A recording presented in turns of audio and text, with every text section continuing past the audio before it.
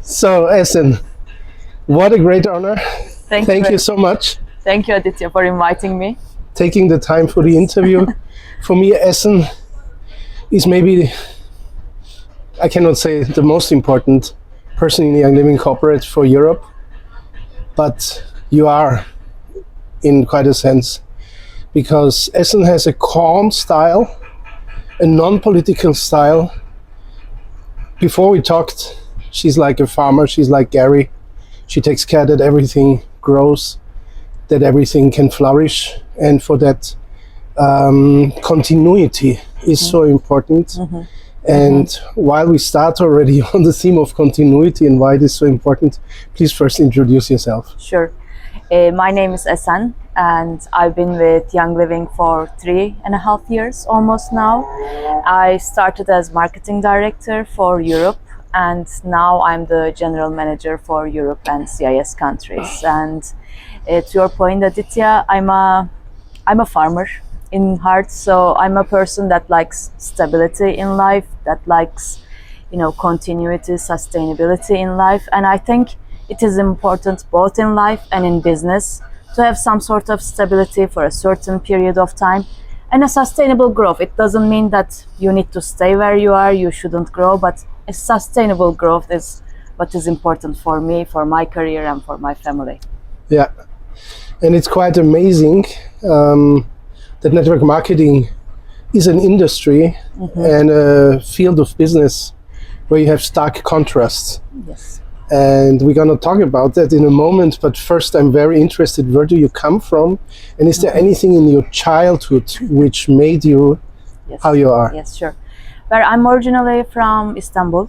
I was born and raised in Istanbul to immigrant parents. So my grandparents, both of my family, both sides of my family, they have immigrated from Bulgaria, Romania, Balkans, and they were very entrepreneurial.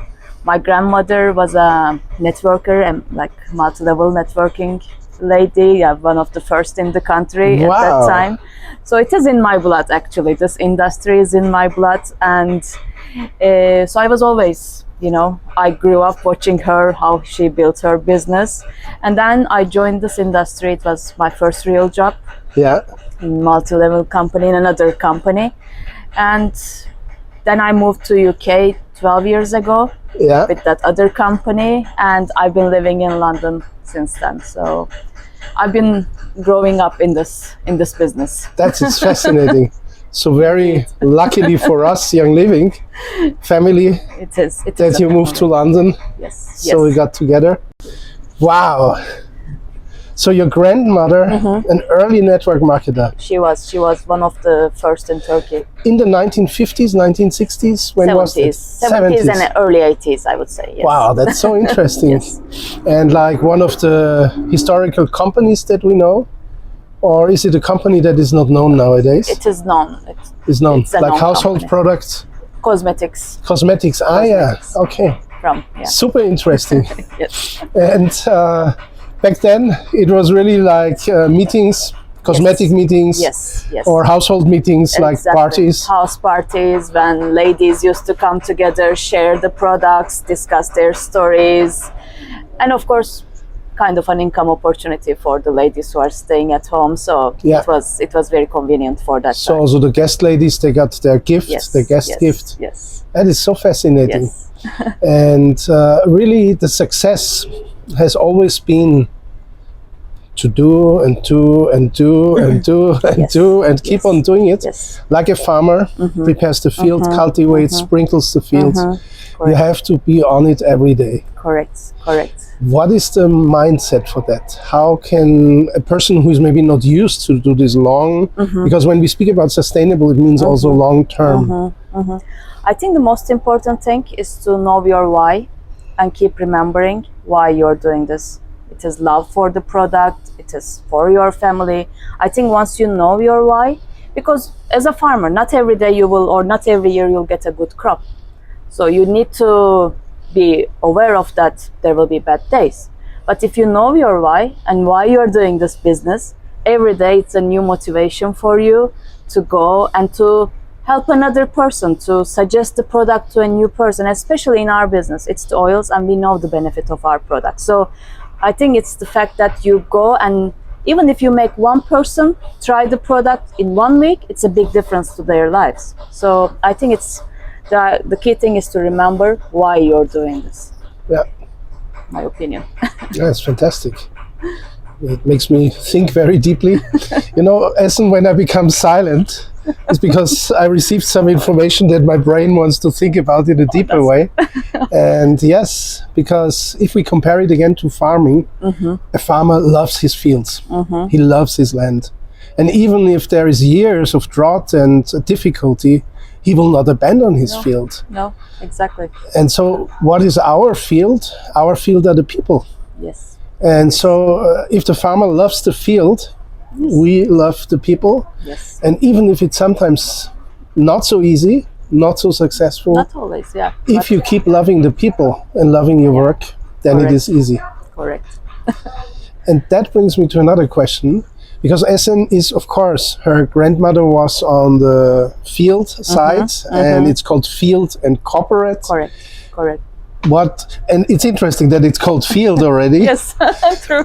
Can you speak about what means corporate, what means field, for those who are not aware of these terms? So corporate is basically the company, Young Living, that's like our biggest goal is to help the field for our brand partners to enable their lives. So make it easier for them to find new people to share our products, or to make have meetings, or whatever it will help the brand partners to go and share our products with others that don't know us. So it's basically we are the enablers for the people. Corporate is the corporation, the company. Enablers of the company to help our brand partners to share our products. So wonderful. Other people. That's how and the we see brand it. partners, they are those in the field? In the field, yes. And they are their own entrepreneurs? Yes. They are independent? Yes. The company doesn't give any direct advice, unless, of course, compliance, which is very important. Why is that important? Compliance is very important because we know our products, but there are some rules and regulations around how we can talk about our products and which rules we should follow while we are introducing our products. And if we are not compliant, then this risks our overall business, not only from a corporate side, but from a brand partner side. So in the extreme case, our company can be closed, which would be very, very bad. Yes. So that's why we need to make sure that we are compliant. Yeah. Especially when we are sharing on social media, or when we are in front of journalists, media, etc. So that's why it's extremely important for us to be compliant in the business. Yeah. And this is what some brand partners don't understand. Why can I not say everything about the product? Well, first you need scientific proof, and scientific proof is a very particular thing, because there is laws about that, what is considered proof and what not. So anecdotal proof is not permissible. No. And secondly, there was a case in 2014 in, I think, the USA, about one of the famous oil blends of Young Living. Yes. Crazy claims were made on Facebook, and it nearly led to these products being forbidden. Yes. And then the whole world, all the brand partners, not just Young Living corporate, it would have been a disaster to lose that all. Just that oil, just for the stupidity of one person who makes crazy claims. Yeah, can be very, very risky for. Yeah, so the company then has to protect itself and protect the other brand partners. Yeah. Not only the companies, because we are in this together. This is a partnership, so it's also to protect our brand partners. Yeah. And not just the company and the brand partners, but really the network marketing industry as a whole. Overall. Because there is sometimes, bad things that are being said about network marketing. Yes, exactly. And our industry, our oils, so we need to be protecting our oils as well. That is it, yeah. And especially because network marketing is really a business from heart to heart, from person to person. Yes. some circles, some lobbies don't like that too much. No, of course. So this is why we have to be extra careful, because we are really on the human side of things. Yes. Wow. Now, network marketing is also a career industry on both sides. Yes. On the field side, you have some big stars. Yes. And on the corporate side, you have some big stars. And there is headhunting going on. Oh, yes. What is headhunting for those who don't know? Because it sounds like, warriors who hunt for the head of someone. Sure. I mean, headhunting is basically transferring people from another company to another company, especially those who really are very, are very ambitious, who want to climb the career ladders very quickly. Some companies tend to poach them from other companies, thinking that it will be beneficial for them, to have these ambitious, red shot people. There are different people in life. So some people are very ambitious. They want to jump in quickly, jump to the next level very quickly. And there are some people who want to be stable, sustainable, and build their careers over time. I respect both sides, but then that's what we see. Sometimes you see a person in one company, and then the next month you see that that person was maybe offered something else and jumped to another company. It happens. I don't find it necessarily, in my opinion, the right way to build a career, because there is a ceiling, there is a level that with ambition you can jump. You need to learn, you need to gain experience, you need to see ups and downs, seasons, years in a company to gain that experience that will move you to your next career. That is how I build my career. I've been very sustainable in my companies. I've only changed 2 companies in my career. But there are people who prefer the other way, and we'll see who will be more successful. In my opinion, they are not necessarily the most successful in their careers. Yeah, so it's the dollars that are being waved and by headhunters or by the companies that say we need this guy or we need this lady. And it's known in science, in basically business sociology. It's called the Peter principle. That you jump maybe one jump too much, and then you end up in a place where you are incapable and where you actually are in trouble. Yeah, because you don't gain this experience. And experience is so important in our industry. It is very, very important, you know. I'm not saying age, but experience. Yes. It's like a tree. A tree grows and the roots grow deeper and deeper, and then the tree can grow higher and farther. And you wouldn't see a tree jumping and suddenly going to another place because the tree says, oh, it's better to stand there. No. That tree would not be doing very well. So I'm completely with you on that. And we never talked about it, but we can recognize each other. And it is really nice. I'm myself also not a typical, now let's speak about the field side. I'm not a typical career network marketer. Actually, I wouldn't have come to network marketing at all if it wouldn't have been for Young Living. I didn't have a grandmother like you, and I didn't know what the business was. I was only totally surprised when, like, after 2 months, I shared the oils with all my yoga and meditation friends. Suddenly they sent me a check, and I said, why do you send me money for? You know, I couldn't believe it. And then they were laughing on the other side of the phone. I said, yeah, this is because you build up a team, where you build up a business. And then I realized, this is a business. It's not just the oils that I love. So I was like, like a virgin getting a child. Oh, that's amazing. Yeah, it's amazing.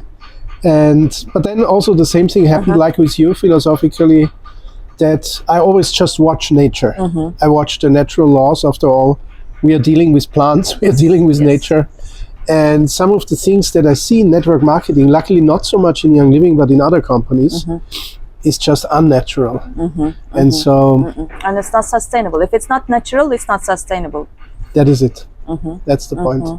And what shows you, what is the first indicator for you when it's unsustainable? Do you feel it in your breathing? Do you feel it in your emotions? How could people localize this? I think you sense it for sure. I'm an analytical person as well. So Yeah. actually, I'm an engineer.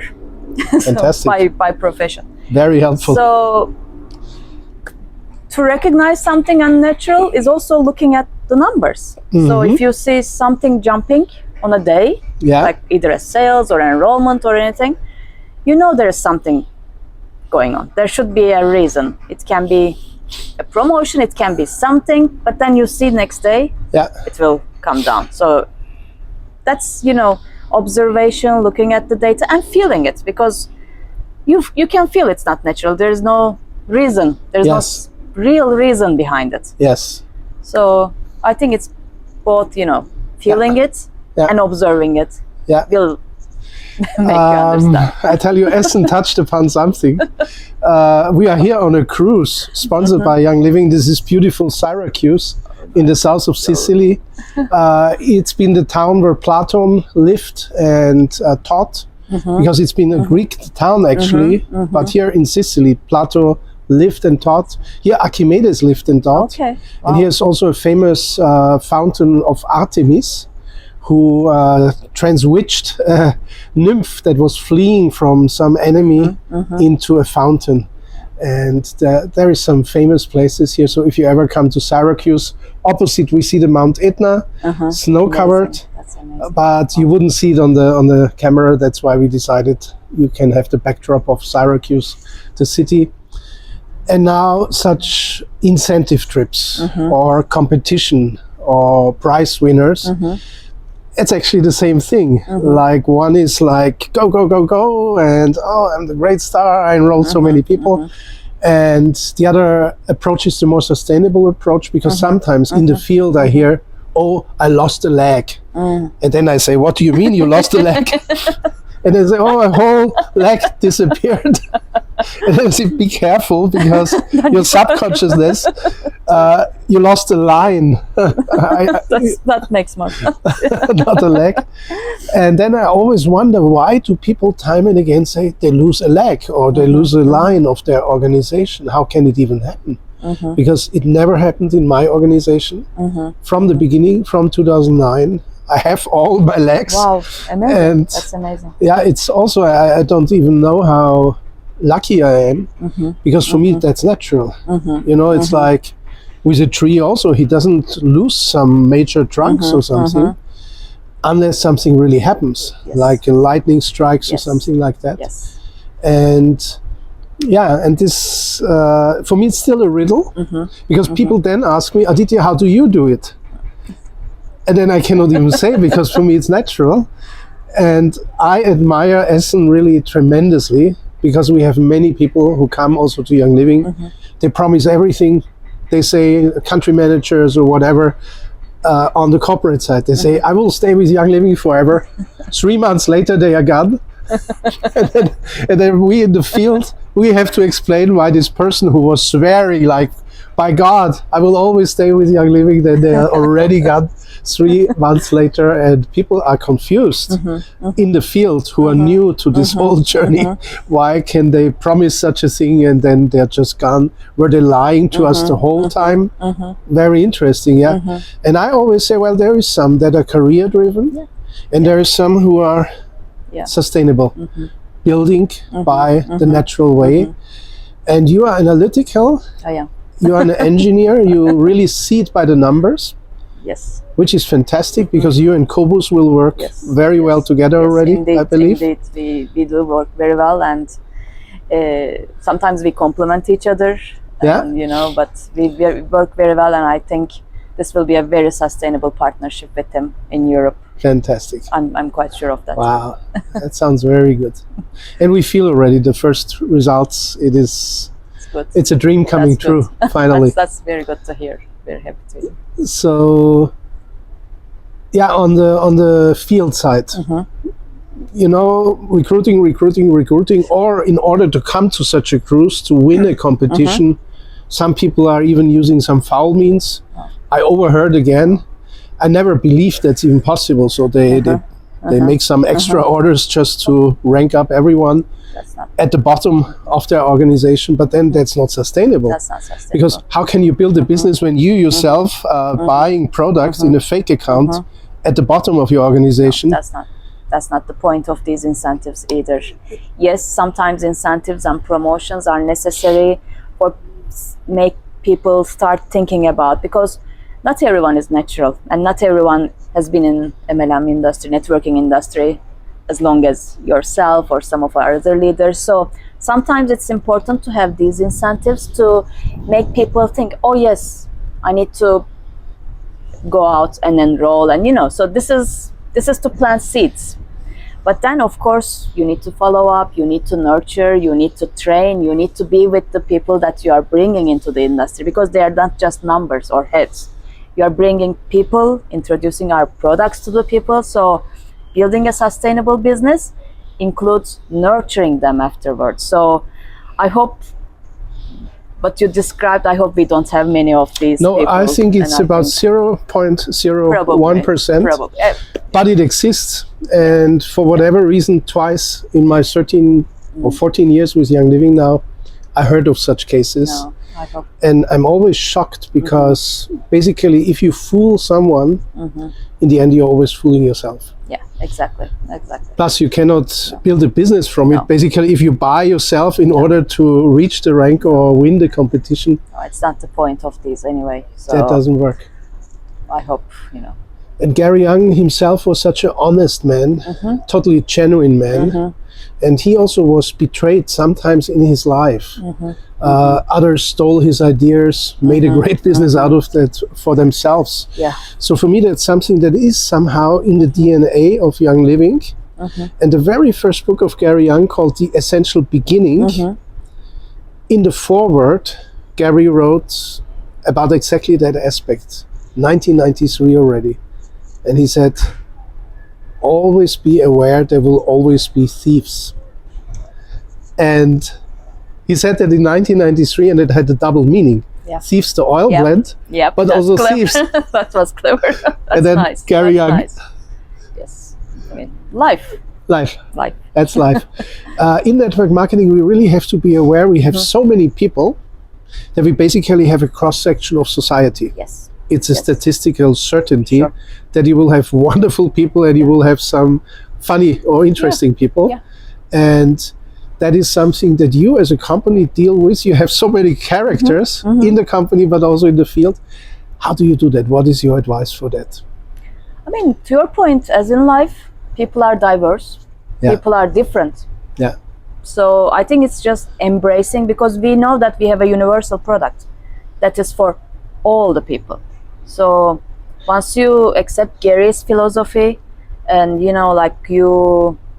this is the product for everyone, then I think it's not about dealing with people, it's embracing differences and embracing and making sure that everyone knows about our products. So I think embracing and understanding the differences is the key to that. Yeah, it's a fantastic, powerful philosophy if you want to reach, because we have a product that is for every human being. And if you wish to reach every human being, you have to be ready to accept people who are also different from yourself. Yes. And the normal human behavior would be niche building, like I search out the people who are like me so we can be a happy family together. But the real leaders, they become universal. That's not the idea of our products either. Yeah. Can you give another hint how to become more universal? I think really the thing is to understand, to read, to understand other cultures, because in Europe also we are very diverse. We are 60 countries in Europe. Yeah. And we know that even 2 neighboring countries cannot be the same. Yes. So I think it's continuously learning about different cultures, different people, different nationalities, sensitivities, styles. Then I think you understand more. Yeah. Because sometimes, I feel like, this person, why is that person so cold? No, he's not or she's not cold. It's just her culture, So once you understand that, you embrace it. So in my opinion, I always try to learn. I try to learn languages. I try to read books to understand culture. So I think it's very important, especially in Europe, when we are, building across different boundaries, different countries. I think it's to expand your horizons. Wow. You will love Syracuse. So I'm looking forward to Place that. of Plato. Really. It was a Greek city Then it became in the Second Punican War a Roman city. And then the Vandals came, like Viking tribe. Okay. Then the Vikings. East Scots came. Okay. And then in 1066, the Normans came from Normandy. Wow. That's why we have even today blue-eyed Sicilians, Oh, yeah. because of the Norman genetics. It's an exciting place. And for you, as a real learned lady, as a lady of spirit, you will find it richly looking forward. rewarding. I'm looking forward to it. It's so beautiful. Even the, you know, the color and you can see different architecture, different styles already. I'm really looking forward to go and explore a bit. Yeah. So you're learning, and you're learning with each person you're working with.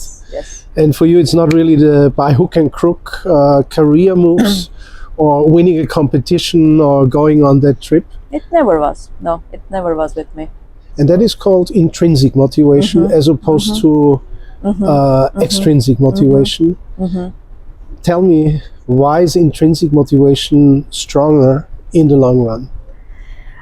Because I think if you cannot be energetic, you cannot be happy, you cannot be ambitious every single day. I think it would be too exhausting for me personally. So you cannot just wake up every morning and sing and be Jump hectic. around, dance on the I mean, tables. if there are people like that, I don't think it's like for the long term. You'll be exhausted by the end of the day. And so for me, you know, starting the day calm, it can be day, it can be career, it can be anywhere, you know, understand and then build your way to the day or to your business.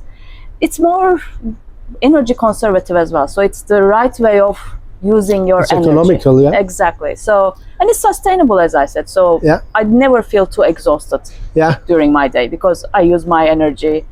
I eat accordingly, you know. So I think that's the secret to it. Being more balanced, not cautious maybe, but calm. I want to say. Some people think... Now Esen really gave the secret, because when she said, oh, you just look at the numbers, then you see the big spikes and you see it's unnatural. Then for many people, what numbers shall I look at? But now you said something that will help everyone, that you're not exhausted at the end of the day and that you're calm, that you have peace. That indicates that you're in the sweet spot. Yep. That's what I'm aiming Fantastic. in my life. So this is also a task Esen gives us. Let's be sustainable with our energy till the end of the day. But that doesn't mean sleeping and doing nothing the whole day. No, not that. No, definitely not. Maybe taking a moment to plan your day when you wake up. So rather than jumping and showering and like so maybe for 10 minutes, meditate, think of the day, plan the day, and then put it into action, because then you know when you will need to be energetic. Then you will plan a time for yourself. So maybe you have a meeting and then you book like half an hour to calm down, to compose yourself, to gain your energy. Then another meeting. But if you do it back to back, then you will not have any energy at the end of the day for any other meeting. So I think it's important to plan ahead as well. Yeah. And then use your resources. Do the planning by writing or just in your head? I like writing. I like writing because when I write, I think it's better for my brain, because if I see something, a gap or something, I can identify it better. So definitely, some people can do it in their heads, but I prefer writing, old-fashioned, not computers or anything. But yes, I think it helps to visualize as well. And if you are realistic with your plans, because you need to be realistic with your plans as well. Yeah. So what Esen tells us is not just old-fashioned, it's actually the newest neuroscience tells us this, that the brain is, you have neuroplasticity, and basically you write, it's mechanical and it creates areas in your brain that are not created if you just think it. Okay, that's interesting. Yeah, it's really fascinating that you need some representation in the outer world, a physical thing. So physically, your brain changes. That's great. And people who are just thinking it all the time and say, oh, I could do it, but they never really do it in the outer world, things don't happen for them. That's interesting. Yeah. Oh, that's good to know. So, because I always write. Since school, I always like writing. So maybe that's fun. Congratulations. And it's not just old-fashioned, because in the I always call it the classical times. For me, it's not old. It's actually, there was a lot of wisdom already in ancient times that people had. but it's also the highest height of modernity, really, Okay. of brain science, neuroscience. That's interesting. And this is another hint for you, by the way. I hope That's you're taking interesting. notes from this lovely That's interview. interesting. Oh, thank So, yeah, being a conqueror, Uh-huh. enrolling so and so many people, Uh-huh. and you win a competition, and that's extrinsic motivation. Basically, you have like a carrot in front of the donkey, Uh-huh. and then sometimes you have to pat it on the back. That's extrinsic, and you do love of people, you do love of learning, you do love of growing. And really, if there's one word to describe Young Living, what would it be for you? People. People. People. It's all about people. Fantastic. Wow. So nice. Because every company says they're for people. Every company. But how many companies really prove it? And I think Young Living definitely proves it. I've seen it so many times from corporate side, from field side, brand partner side. It's a genuine people company. Wow. Wow. That's another strong one. Wow. Definitely. For me, it's grow. The word grow represents Young Living. And I'm really flabbergasted now because you're the scientific mathematical person looking at the numbers, but you say people. No, yeah. And I'm more the people person and I say grow. So we basically, and this shows us something, that the yin cannot go without the yang, and the yang cannot go without the yin. Exactly. Well, that's interesting.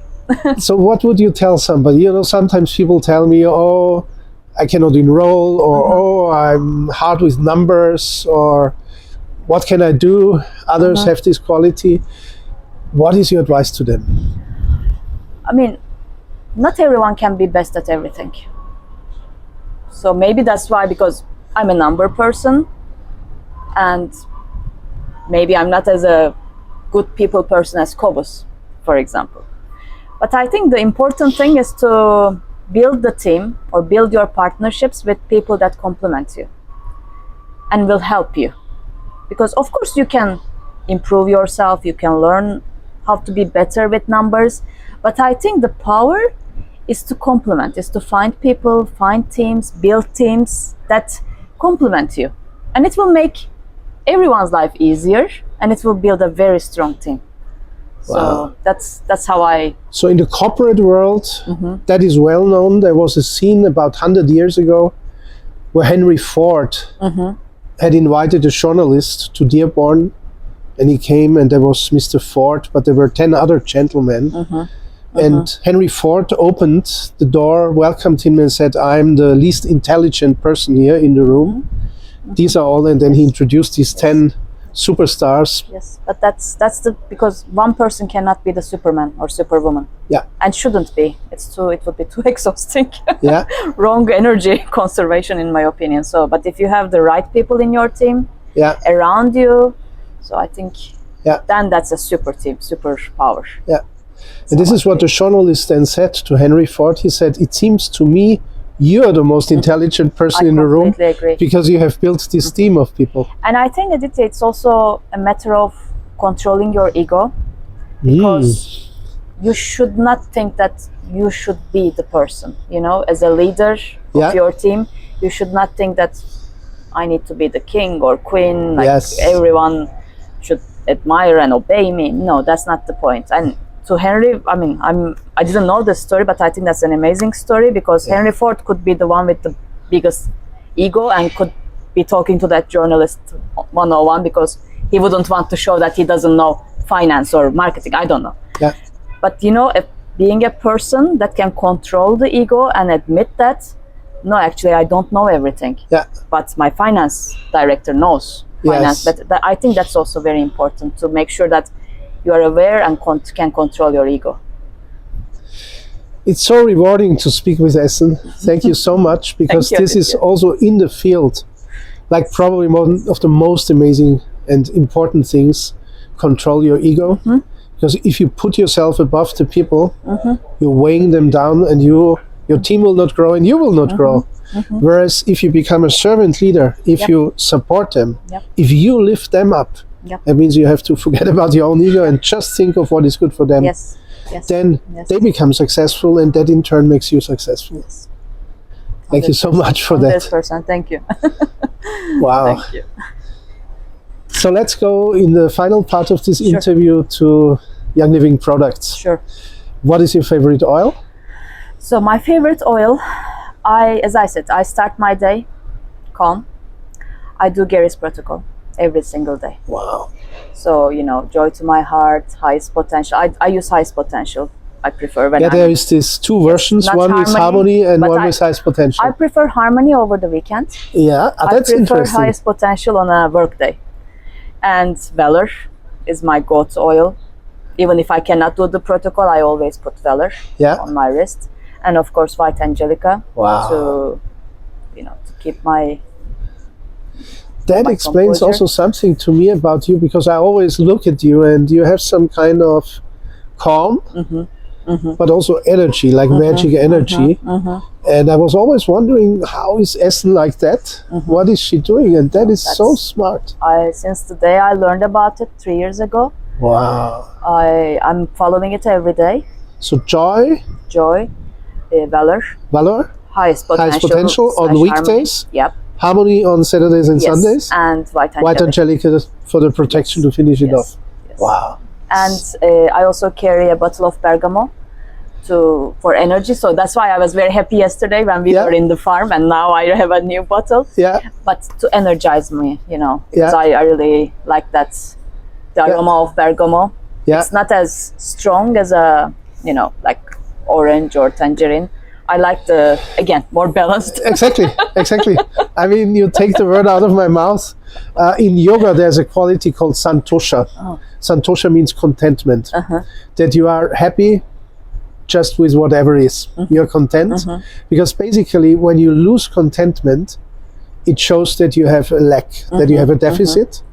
And if you are what we call in German language, wishlessly happy, wishlessly happy, that is the message of bergamot. Okay. And this is also why Earl Grey tea, which has bergamot inside, gives people such a coziness, contentment. Okay. And I always ask people, what are their favorite oils? Single oils and oil blends, because basically it tells you everything about the person. So again, that you have bergamot, like I have bergamot, shows a lot that you are a person really well balanced within yourself, knowing how to... It's amazing how, to your point, how the oil that you like matches your personality, right? So Yes. that's really amazing. That's something to think about. Yes. Wow. It is so amazing. And Gary knew all these secrets. You know what happened to me once? It was after 1 year with Young Living, I was of course a greenhorn. I didn't know much about oils. And there was an aromatherapist lady who was doing aromatherapy already for 35 years. And she said after the lecture, oh, it's amazing the composition of the oil blends, like the head note and the heart note and the footnote of each oil and how perfectly it fits together. And then I obviously said something stupid, betraying my non-knowledge at that time. And she said, oh, you're an analphabet. Gary Young, he's a literate. You are an illiterate by comparison. And that was such a blow for my ego, speaking about ego, that I immediately, and these are the best things that can happen to you, that you have a weakness exposed. Yes. Because from then on, I started to learn about the blends. And of course the single oils, because even a single oil is a blend. Yes. In bergamot, we have over 350 different aromas. It's actually the amazing. richest. That's amazing. We smelled it yesterday. Yes. Because it's miraculous. Yes. How many Different. Yes. You're right. You're right. Over 350 different aromas. Yeah. So bergamot, in truth, is one of the richest oil blends Wow. by being a single oil. That's amazing. Yeah. I didn't know that. Absolutely. And well, great. that's the task of the field. Yes. Oh, that's great. And yeah, that lady, Gisela Sticker is her name, I still remember, will always remember. Big blow to my ego. Fantastic help. But that's to study more. Exactly. Yeah. Exactly. But you took it in the right way. Yeah. Aditya, when you got the blow, you weren't angry and like well, get out of my sight. I don't want to deal with you anymore. You took it as a learning opportunity, Yeah. which is, I think, the important thing. Yes. Thank you. Yes, I never want to be called illiterate when it comes to oils any more time, but I also understood how a lady who works with oils for more than 35 years admired Gary and said, what a genius he must be, how intuitively he puts everything together. And then I said, not just intuitively, because he also knows all the laboratory, all the chemicals. He was working hard as well. Yeah. Testing, experimenting. Again, the yin and the yang both come together. A good balance. Yeah. Is there, outside of the oils and oil blends, another favorite product for you? I love the shampoos. Yeah. So, and I love the skincare products, you know, especially the balance line, the cleanser. It smells amazing. Wow. And the bloom as well. Yeah. The elixir, the essence. Yeah. So I'm also very a fan of the skincare and the personal care products as well. Ningxia, Thieves, they are. Yeah, they are conditio sine qua non. Yeah, you can't be without them. Think of my life without them. Yeah, exactly. So I'm a big fan of all the products. Yeah. Definitely. For me, Bloom was really a revelation because for the first time a cosmetic line or skincare line also spoke to me as a man. Okay. And I'm really using it when I'm at home every day. It is fantastic. It is fantastic. It's like the quality, and I have experience in cosmetics industry more than 10 years with my previous. I've never seen any product that is so well thought of, from the formula to the bottle to the carton, you know, the packaging, the inside of the packaging, the flower. So it is the most well thought of product I've ever seen. As a lady, also as a skincare user in my life, it is amazing and it's fantastic. Wow. So the elixir is your number one? Yes. I do the elixir and I do the lotion. Yeah. And of course, I clean. Yeah. My cleanser. It's also fantastic how your skin changes. It's my routine. As a man, you very rarely think of your skin. We are much less intelligent than ladies in that respect. Luckily for you, and unluckily for men. Yes. And sometimes a man becomes 60 or older till he starts to see, oh God, I'm getting spots in my skin and everything. And skincare, when should it be started? It should be started actually when you are early, like when you are in your 18th, 20s, because you need to start getting ready, if you know what I mean. Yeah. Because it's not only an anti-aging product. You should not only think about it after you see the first wrinkle. The idea is to look after your skin again. Balance, you know, making sure that you're sustainable. So you need to start looking after your skin when you are young. Yes. So that it's an investment to your future years. Ooh, and this is another very strong one that Esen is talking about now. We have three selves. Our past self, present self, and future self. Yeah. Most people condemn their past self for the mistakes they made. Yes. They are in their present self. Yes. But right in the presence, very often they're making the mistakes for their future self. Very good. And once they are their future self, they say, how could I do that? Very good. And what you just told us now, you are 18, 20. In your present self, you should think already of your future self. Yes. Fantastic. That's it. This is a lot of strategy. Wow. Yes. Thank you so much. Thank you, Aditya. I mean, that was a beautiful interview, lots of lessons. And I learned so much from you as well, so much to think about today when I'm in Syracuse. Yes. Enjoy the day and thank you so much. Thank you for inviting me, Aditya. Beautiful. Thank you.